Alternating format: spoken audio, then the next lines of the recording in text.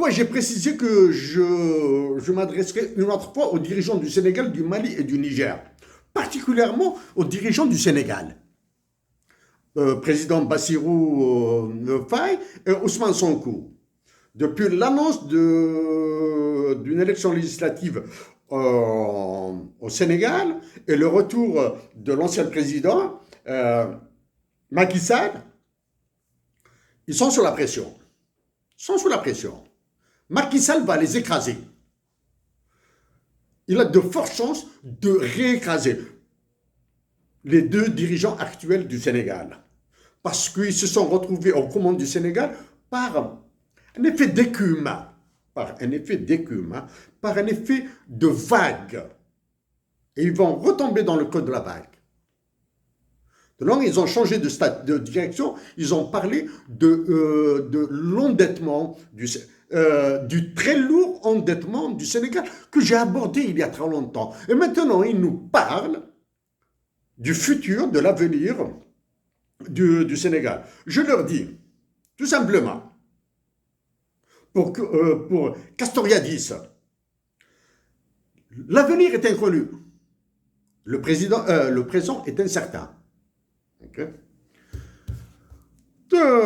Donc, je reviens, messieurs les dirigeants du Sénégal, du Mali, du Niger, hein, Bassirou Faye, Ousmane Sonko, Assimi Goïta, Abdurrahman Chiani. Donc, c'est un Algérien qui vous parle. Mes compatriotes d'Algérie, Algériens, en continuant de cette voie, en recouvrant leur dignité politique, patriotique, ils vous sauveront encore une fois de la dictature, du dictatorship de la France.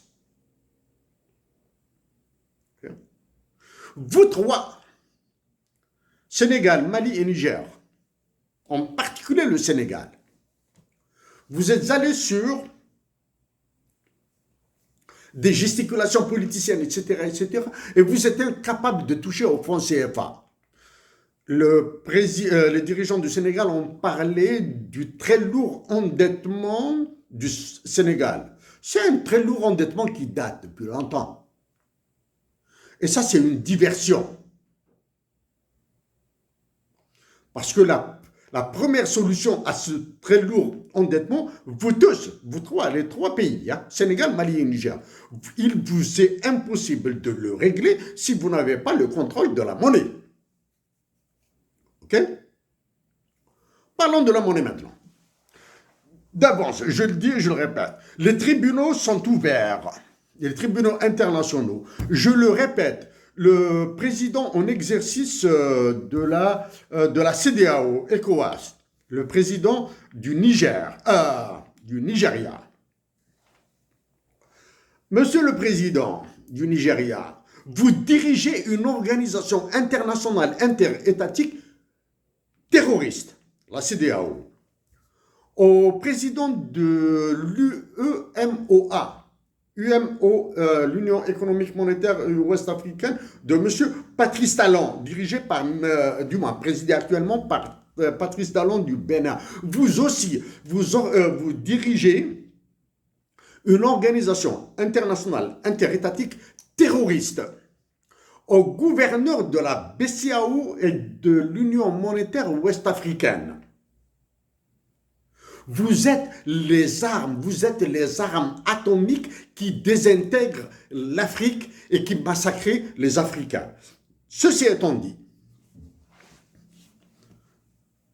vous pouvez m'attaquer en justice.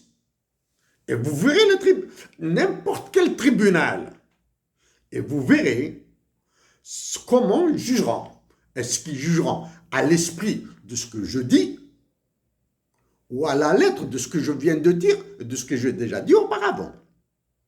Vous verrez. Donc, m'attaquer en justice est une solution. Je vous qualifie de dirigeant d'organisations internationales interétatiques africaines terroristes. J'exclus la présidence de l'Union africaine, de l'Assemblée générale de l'Union africaine et de sa commission. Là. Il y en a marre. Je vous ai dit que récemment, après avoir traficoté les chiffres, etc., l'Algérie s'est retrouvée avec un occupant de la conciergerie du roi Macron en France. Du roi Macron en Algérie.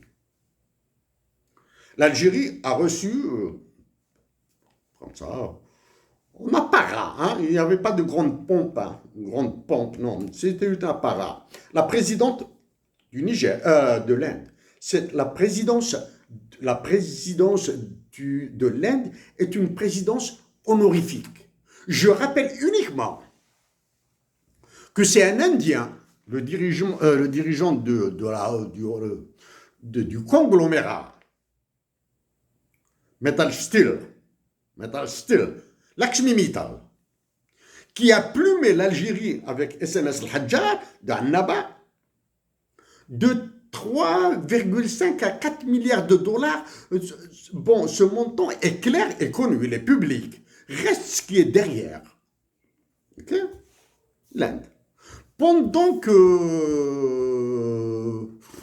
ma terre d'Algérie recevait la présidente de l'Inde, le premier ministre de l'Inde, Modi, était en guerre ouverte contre le premier ministre du Canada, Trudeau, avec ingérence, inférence, expulsion de diplomates, etc. Vous voyez très bien, vous comprenez très bien maintenant que Modi, qui est un poids lourd dans les BRICS, était absent de l'Algérie. Donc recevoir la présidente de l'Inde ne fera absolument rien avancer à la situation de l'Algérie. En Tunisie, dans le même topo populaire, de participation populaire, le nouveau président est installé. Hein. C'est le même qui a été reconduit. Il a dissous l'Assemblée et je l'ai soutenu. Mais être réélu avec 25% de taux de participation fait de lui et de celui qui est en Algérie les deux dirigeants qui doivent se taire le plus possible. Pourquoi? Sans légitimité populaire, ils doivent s'interdire de parler au nom de leur nation. Sans légitimité démocratique, ils doivent s'interdire d'invoquer un régime législatif, un droit, okay, qui leur sert d'œillère, de garde-fou. Okay? Donc, sans légitimité démocratique, ils doivent s'interdire de parler au nom de leur peuple et nation. Sans légitimité populaire, sans légitimité démocratique, parce que la légitimité démocratique inclut les autres organes élus, tels que les assemblées, tels qu'une partie des sénats. Okay. Et il inclut aussi tous les supports institutionnels. Okay. Donc, c'est la légitimité démocratique.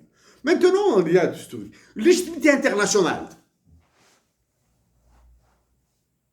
Quel est le président africain qui peut aller batailler, croiser le fer avec les chefs d'État de l'OTAN, les poids lourds des BRICS, avec l'Union européenne, avec l'OCDE, et surtout, le Fonds monétaire international et la Banque mondiale.